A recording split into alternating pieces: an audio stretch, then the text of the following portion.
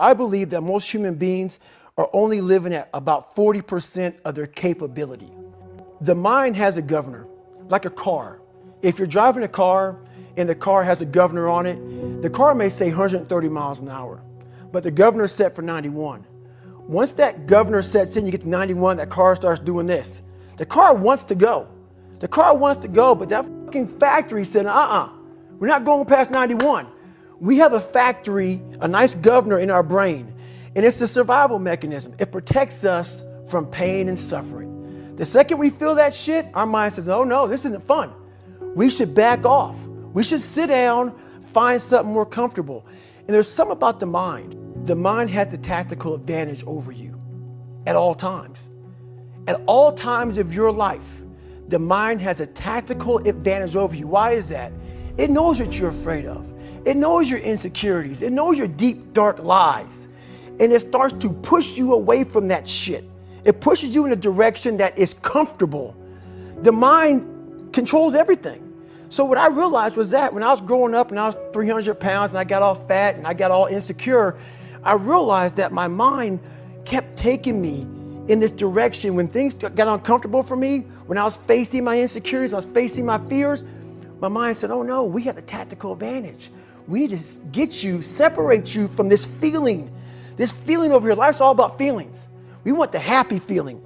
We don't want that feeling of this sucks. Why am I here? And you don't have any, so you can't answer those questions, so you leave. I started realizing that if in that moment you can answer those up questions and you are now in charge of your brain versus your brain ruling you, that's where all that stuff comes from. So the 40% rule is all of that. You get to 40%, your brain says, we're done. Let's roll, man. This is starting to get painful. This is uncomfortable. So you sit down. You have to figure out ways, and everybody's different. That's how the book kind of talks about, like we all have these things about, 5 steps to this and 4 steps to this. It's a lot more than that. That's all bullshit. It's a practice that you have to, it's a habit. So if you know that at 40%, I'm feeling pain. At 40%, I'm feeling pain. That's where the 40% rule kicks in. Now it starts. Okay, I'm feeling pain. My mind's saying all this shit to me. It's saying, get out of here, run, flee. The fight or flight kicks in. Okay, we're done. We're not good enough. It starts telling you all these things. You start to believe it because the mind controls all. This is the time where you have to gain control back of your mind. It's okay. Let me see if I can go 45%. And once you start giving yourself more and more hope and start realizing, okay, the mind starts to be, okay, what are you doing? We're supposed to be going right and you're going left.